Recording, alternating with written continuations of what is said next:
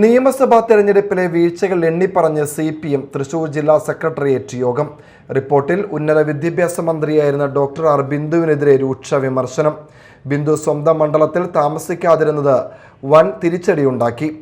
DYFI പൊതിച്ചോറ് വിതരണം മാത്രം നടത്തുന്ന സംഘടനയായി മാറിയെന്നും കുറ്റപ്പെടുത്തൽ.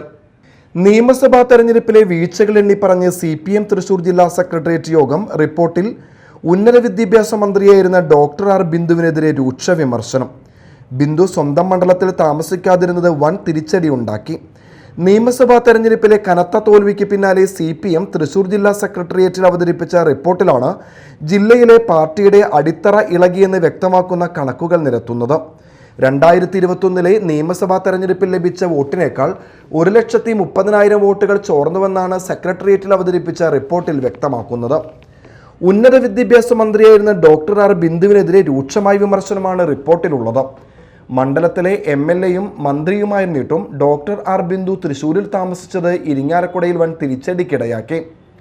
ഇരിങ്ങാലക്കുടയിൽ UDFന്റെ അനൈക്യവും കോൺഗ്രസ് നേതാവ് ജാക്സനെതിരെയുള്ള വിവാദങ്ങളും മുതലാക്കാൻ ആയില്ലെന്നും റിപ്പോർട്ടിൽ പറയുന്നു.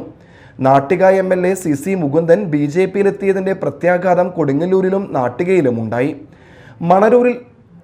മണലൂരിൽ വിജയിക്കാൻ കഴിഞ്ഞത് ജീവൻ മരണ പോരാട്ടം നടത്തിയിട്ടാണെന്നും പാർട്ടി വിലയിരുത്തുന്നു. തൃശൂരിലെയും ഇരിങ്ങാലക്കുടയിലെയും ഏരിയ കമ്മിറ്റികൾ പരാജയമാണ്. സംഘടനാ ദൗർബല്യം സംഭവിച്ച 2 കമ്മിറ്റികളും തെരഞ്ഞെടുപ്പ് സമയങ്ങളിൽ വീഴ്ച വരുത്തിയിട്ടുണ്ട്.